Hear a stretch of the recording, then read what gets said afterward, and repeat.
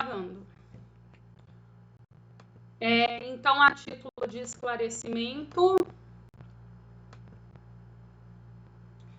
boa noite. A título de esclarecimento, aula virtual, né? Na verdade, me corrigindo, aula telepresencial, porque não é virtual. 31 de agosto, estamos dando continuidade à lei de tortura. A aula que ocorreu segunda passada não houve chamada, porque estava respondendo as perguntas, caiu o tempo e não me atentei de fazer a chamada. Logo, não há atividade presença para todos, tá bom? Então, vai ver lá, não vai ter. Aí vai me mandar ligações, mensagens, o WhatsApp. Professor, eu quero fazer a aula. Não, meu amigo, presença para todos, tudo bem? Não precisa nem perguntar, presença para todos, tá? Continuando a aula aqui, o que nós estamos falando? Nós estamos falando da Lei 9.455 de 97, a famosa Lei de Tortura, Lei de Tortura. E aí a gente estava conversando um pouquinho dessa lei e os seus detalhamentos, né? O que a gente estava falando dessa lei e dos seus detalhamentos? Só um pouquinho. Nós estávamos falando aí que existem diversas modalidades de tortura. Vamos lá? Tortura à prova, tortura crime, tortura racial ou discriminatória, tortura castigo, tortura pela tortura e tortura por omissão.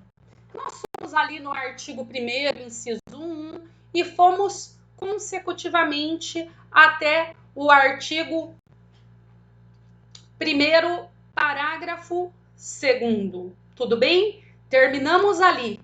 Qual é a modalidade? Tortura por omissão.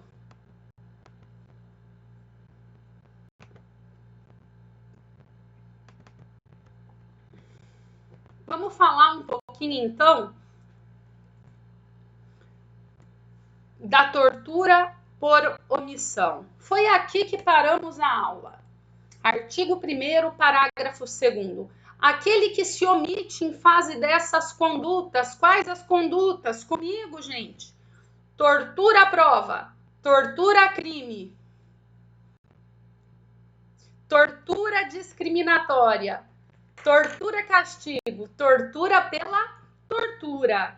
Aquele que se omite responde na modalidade omissiva. Mas qual é a grande parada? A pena. Por que, professora? Porque, vejam, em todas as modalidades acima, a pena é 2 a 8. E aqui? Aqui não. Aqui a pena é 1 a 4 anos. Nossa, Natália! Nossa, sim, é a metade. E aí? Qual é o grande problema disso? Primeiro, nós já vimos o bem jurídico, que é a incolumidade pessoal. Nós já vimos sujeito ativo, que é crime próprio, aquele que tem o dever de evitar ou apurar.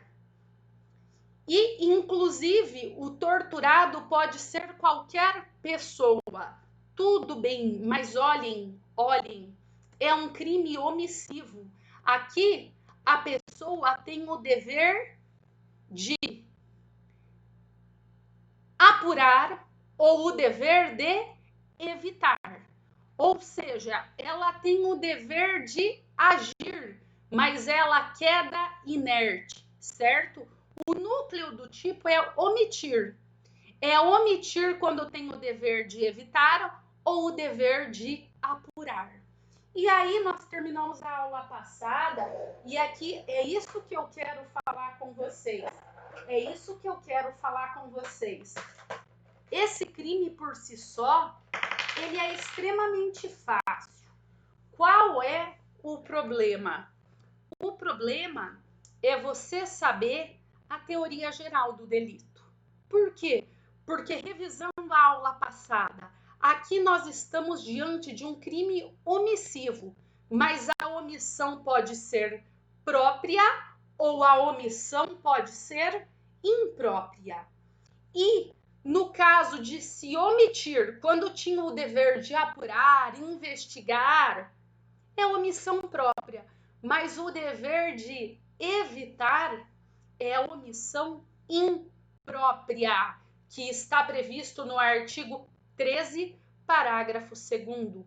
Omissão imprópria, nesse caso, quando você tem o dever legal de evitar, o dever legal de evitar é artigo 13, parágrafo 2º, a linha A. 13, parágrafo 2º, a linha A. E qual é o problema? É que o Código Penal fala que todo aquele que tem o dever de evitar e se omite é garantidor. Ele tem o dever de agir. Ou seja, crime comissivo por omissão. Ele responde como se tivesse agido. Exemplo recente. Vi hoje no meu WhatsApp e me causou novamente revolta. Já vimos esses tempos uma menina de 9 anos, né? Grávida do tio. Agora vimos outra no Espírito Santo, 11 anos, grávida de 8 meses. Parece, a investigação tende a apontar que foi o marido da avó. Olhem, se a avó sabe, ela tem o dever legal de cuidado, proteção. E ela sabe, então ela se omite. Ela responde tal como se tivesse estuprado. Tudo bem, galera? Então, o que nós estamos diante é que parte da doutrina desce a lenha nesse artigo, da omissão imprópria. Por quê? Porque fala que aquele que tem o dever de evitar não precisaria estar aí expressamente, porque já responderia pelo 13, parágrafo 2º do Código Penal. Está aqui. Ele já responderia como garante. Mas, no caso, trouxemos uma lei especial em que dá a pena pela metade. A pena é menor. Tudo bem? Tudo bem? Então, nós temos aqui uma diferença, porque este tipo penal, ele trouxe a omissão própria, apurar, investigar, e a omissão imprópria, aquele que tem o dever de evitar. Até na última aula, eu lembro que eu estava conversando sobre isto, me fizeram perguntas super inteligentes, e a aula caiu. Mas vamos lá. A primeira coisa que eu quero passar para vocês é, querendo ou não, a tortura por omissão é mais benéfica. Por quê? Porque a pena é diminuída na metade. Nós temos, não é causa de diminuição, não é minorante. O que nós temos é um tipo penal derivado menos gravoso, porque trouxe para nós uma nova pena base, um outro preceito secundário de 1 a 4 anos. É uma infração até mesmo de médio potencial ofensivo. Tudo bem? Tudo bem? Só que, detalhes, e aqui terminou a aula. Eu quero conversar com vocês. Vamos imaginar que a pessoa tem o dever comigo. A pessoa, eu vou até, estão me ouvindo? A pessoa tem o dever de apurar e se omite, investigar e se omite. Por quê? Porque ela queria privilegiar o outro servidor público. Vamos lá. Ela tinha o dever de apurar e se omite. Gente, ela vai responder pelo quê?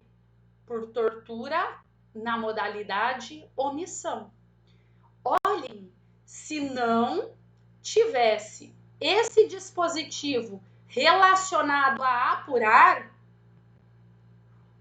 o crime poderia caracterizar aquele que está investigando prevaricação.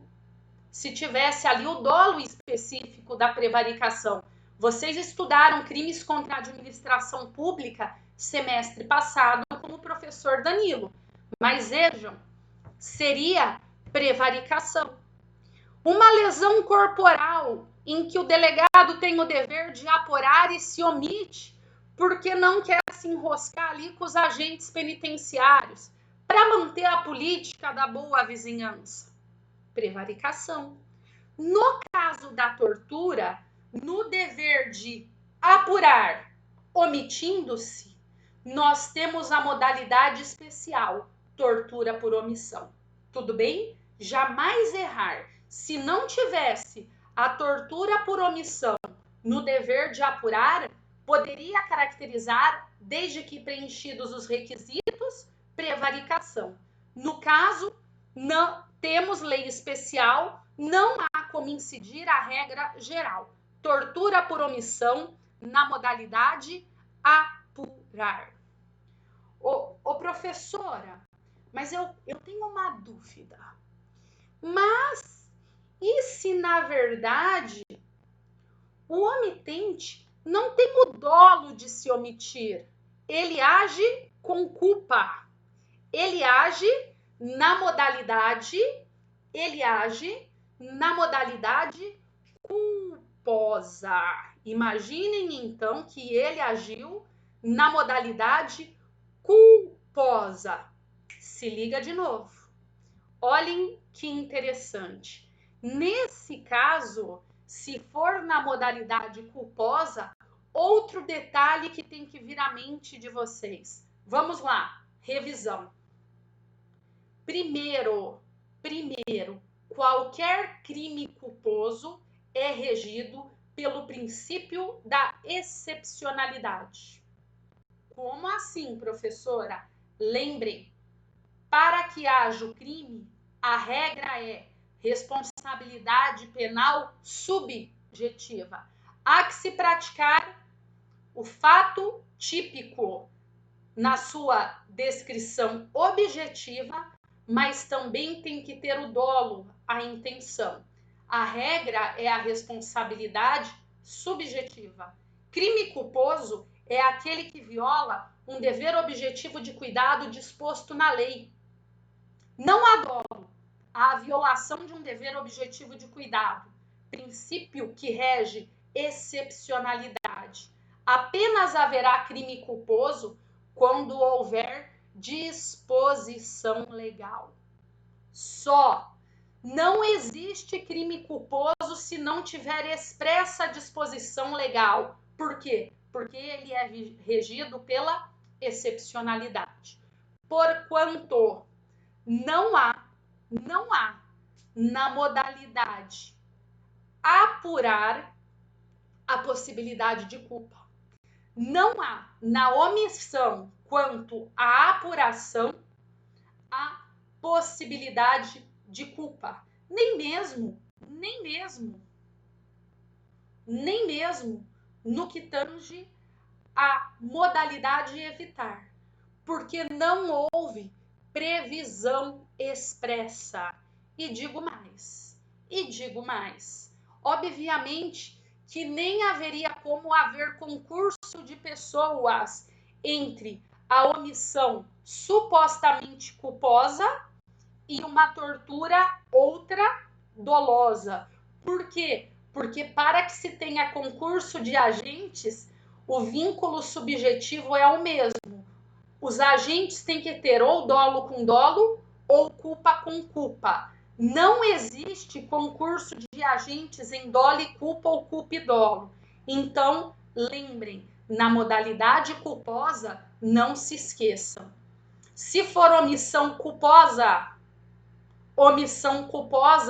não tem previsão legal. É fato atípico. Fato atípico. Relembraram um pouquinho aí da teoria geral do delito?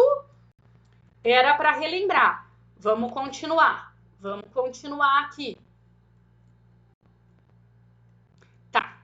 E aí, uma última pergunta que me fizeram, eu não lembro quem estava conversando comigo, mas falou que gostou de ver a matéria. Vamos lá. Meus anjos, vamos pensar numa casuística concreta. Imaginem que eu, Natália, vou atender meu cliente na delegacia. E a hora que eu chego na delegacia, eu ouço um homem gritando por socorro, chorando por socorro.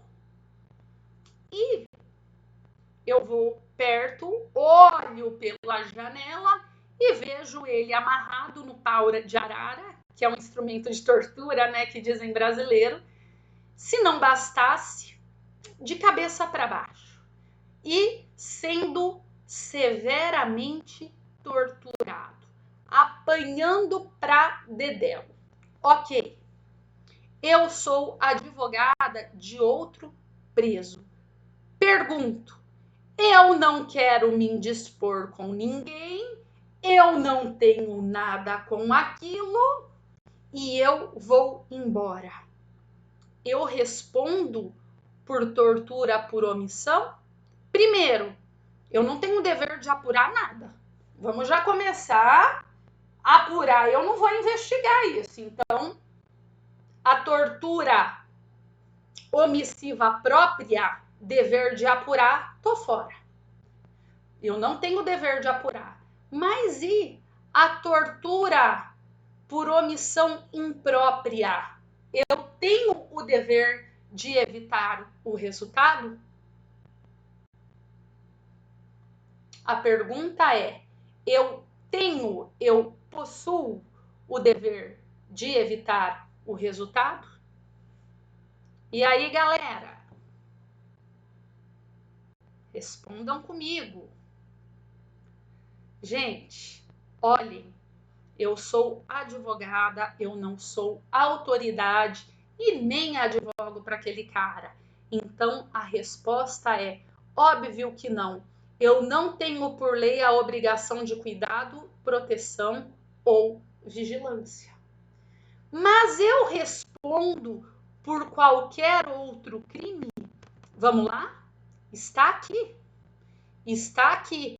Se eu não possuo, olhem, eu não sou garante, eu não sou garantidora, eu não possuo o dever jurídico de evitar. Logo, há um outro tipo penal disposto no Código Penal como regra geral. Qual é? Omissão de socorro. A depender do caso concreto, eu posso responder por omissão de socorro. Vamos lá? Deixar de prestar assistência quando possível fazê-lo. Olha, omissão própria. Deixar de prestar assistência quando possível fazê-lo sem risco pessoal. Primeiro detalhe, sem risco pessoal. A criança abandonada ou extraviada, pessoa inválida ou ferida, ao desamparo ou em grave e iminente perigo. Olhem, uma pessoa que está sendo torturada, ela está em grave e iminente perigo? Claro que sim. Ou não pedir nesses casos socorro da autoridade pública. Ou não pedir nesses casos o socorro da autoridade pública. Gente, obviamente que você não vai numa delegacia cheio de policial, uma pessoa está sendo torturada, Você não vai chegar lá sozinho, chutando a porta, né? Para com isso em nome da lei. Vira pro delegado, pro investigador e fala: vocês estão todos presos por tortura. Tipo, meu, você vai cair do cavalo. Óbvio. Até porque, vamos lá, você não vai nem conseguir provar, né? A depender, eles ainda invertem. Se o policial já tá fazendo isso, não é gente boa. Eles invertem e ainda vão dar um jeito de falar que você errou. Porque a palavra do policial tem fé pública. A nossa ordem jurídica e o nosso entendimento jurisprudencial, ele é rançoso. Ele persiste em falar que o agente público tem fé pública. Em diversos países democráticos, isto já resta superado. No Brasil, não. A ditadura ainda está aí de modo indireto. Mas, enfim, galera, nesse caso, o que eu aconselho você a fazer? Chame socorro. Liga para o 190. Eu fiquei com medo, mas eu chamei a polícia. Entenderam? Liguei para o 190. Liguei para o Disque 100 dos Direitos Humanos. Eu fiz alguma coisa. Eu chamei alguma autoridade. Liga no Ministério Público. Faça alguma coisa. Eu já fiz. Uma vez uma mãe me ligou desesperada e falou que o filho dela tinha sido preso, etc., apreendido, né, porque era um menor. Era um menor. E aí? Era um menor capetoso, diga-se de passagem, né? Só aprontava. E ele foi preso de novo com droga. E aí? O povo viu que ele estava sendo eletrocutado, colocava um fiozinho para dar choque nele. Isso faz tempo, gente. Mas enfim, o que aconteceu? A mãe me ligou chorando e falou: ele ficou aqui 2 horas, doutora. 2 horas. Eu falei: sério isso? Sério? Aí ela falou assim: olha, eu não tenho condição de te contratar, mas eu queria um socorro. Eu não vi o que estava acontecendo. Não fui na delegacia ver se o menor estava torturado ou não, até porque ela não quis me contratar para isso. O que eu fiz? Eu estava no fórum, fui no gabinete da promotoria da vara de infância e falei assim: doutor, oi, tudo bem? Tudo, pode falar. Falei: ó, essa senhora se identificou como mãe do tal menor, ele está apreendido e estão falando que ele levou choque. Não sei se é mentira, não sei se é verdade, não me contrataram, mas eu estou aqui no fórum, não me custa vir aqui passar para o senhor. O promotor virou, era sexta-feira à tarde, e falou assim: tá certo, doutora, amanhã cedo eu estarei iniciando as apurações, mas agora já estou indo na delegacia. E efetivamente se efetivou e se comprovou a prática da tortura. Vejam, eu poderia responder até por omissão de socorro, mas é duvidoso. Agora, o promotor, se não apurasse, tortura ou omissão própria. E no caso, se ele não tivesse ligado lá na delegacia e tal, até mesmo se a criança continuasse torturada, omissão imprópria, dever de evitar o resultado. Tudo bem? Então vejam, aquele que não tem o dever legal de evitar, aquele que não tem o dever legal de apurar, pode responder por omissão de socorro. E digo, pode, desde que possível fazê-lo sem risco pessoal. Sem risco pessoal. Vamos continuar aqui. Nesse caso, gente, na tortura omissão, não há elemento subjetivo do injusto. Basta a vontade de se omitir. Basta a vontade de se omitir quando tinha o dever de evitar, era garantidor nos termos do artigo 13, parágrafo 2º, alineado do Código Penal, ou o dever de apurar, omissão própria, não há qualquer dolo específico. Outra coisa muito interessante falar é que esse crime, ele se consuma meramente com a omissão. Este crime consuma-se meramente com a omissão. Ou seja, é um crime instantâneo. Você tem o dever de agir. Pá! Se omitiu, consumou. Tudo bem? Ou seja, é um crime instantâneo. No momento em que você se omite, o crime está consumado. Consumado. Olhem, é um crime unissubsistente. Por quê? Porque é um único ato, ele se consuma. Não admite tentativa. Não admite tentativa. Outro detalhe, vamos lá. Agora eu quero falar com vocês. E aqui é onde eu gosto. Vamos falar agora ainda estamos no artigo 1º. Ainda estamos no artigo 1º. Mas vamos falar agora do artigo 1º, parágrafo 3º. O parágrafo 3º, ele traz para nós a tortura qualificada pelo resultado. Tortura qualificada pelo resultado. Vamos lá. Se resulta lesão corporal de natureza grave ou gravíssima, a pena é de 4 a 10 anos. Se resulta morte, é de 8 a 16. Então, vejam, vocês lembram o que é uma qualificadora? É um tipo penal derivado mais gravoso, porque ele tem um elemento a mais. Ele tem uma elementar a mais que dá um novo tipo penal secundário, uma nova pena, um novo patamar de pena. Aqui, se for consequência de qualquer uma das modalidades de tortura, se for consequência da tortura,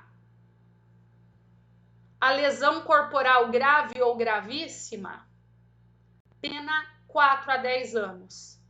Mas se a consequência da tortura for a morte, 8 a 16 anos. Vejam, o tipo penal trouxe expressamente, e aqui eu repito, expressamente qualificadora. O que isto quer dizer? Não haverá concurso de crimes, 2 ou mais infrações penais. Haverá um crime só, qualificado, com uma elementar mais grave. Nesse caso, é a lesão corporal grave ou gravíssima e a morte.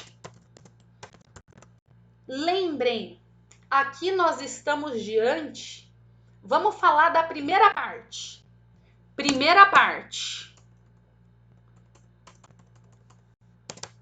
Vamos falar, olho na tela, primeira parte.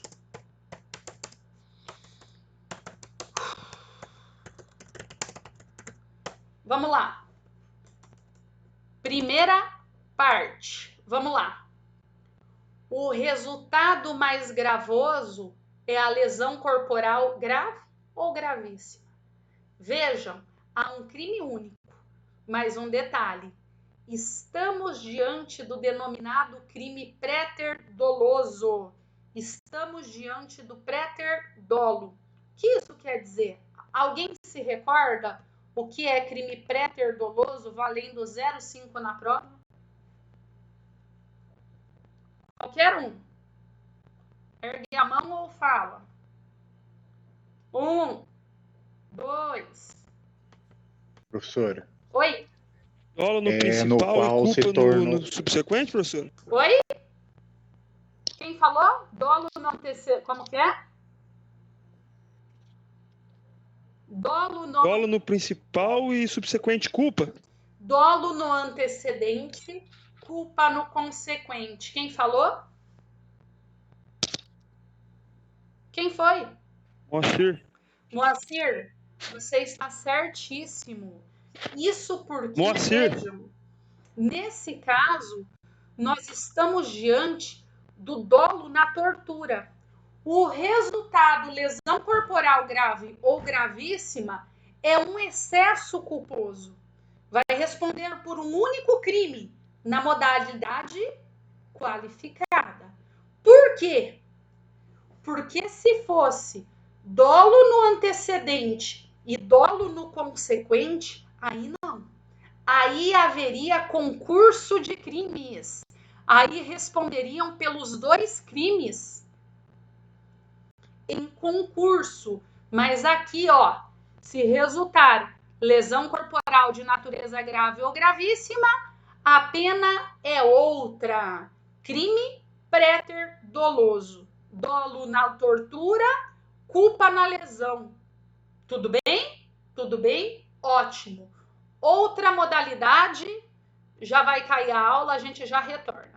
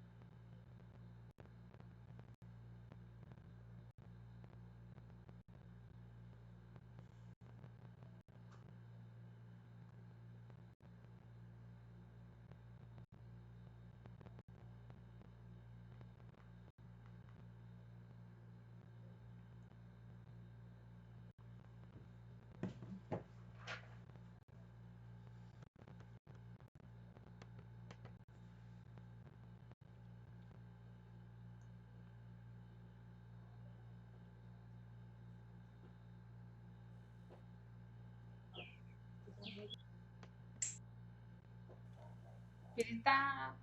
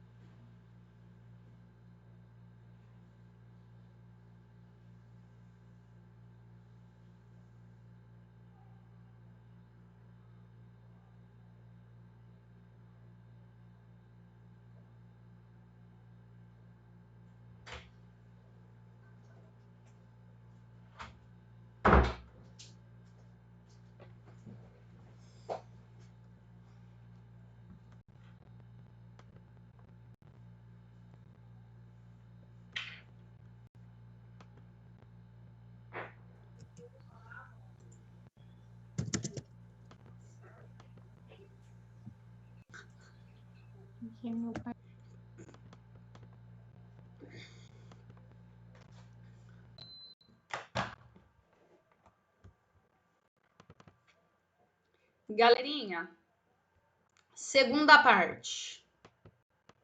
Segunda parte.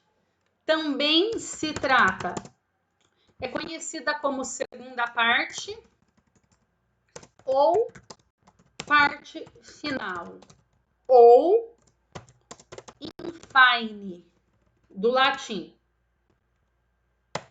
Segunda parte ou parte final ou infine, do latim. Então vamos lá? Segunda parte, parte final ou infine, do latim. Vamos lá? Meninos, no que consiste essa parte final, segunda parte? O resultado culposo mais gravoso é a morte. O resultado culposo mais gravoso é a morte.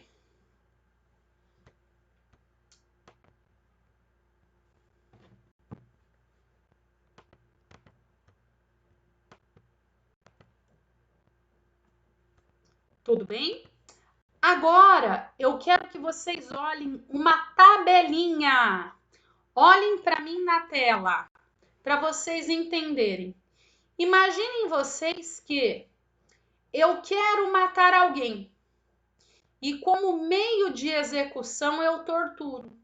Qual é o meu dolo? A morte. Então é homicídio qualificado pela tortura, porque o meu desígnio, o meu dolo é a morte. Tipificação, artigo 121, parágrafo 2º, inciso 3. Todavia, e se o meu dolo é torturar, mas sem querer, eu causo a morte.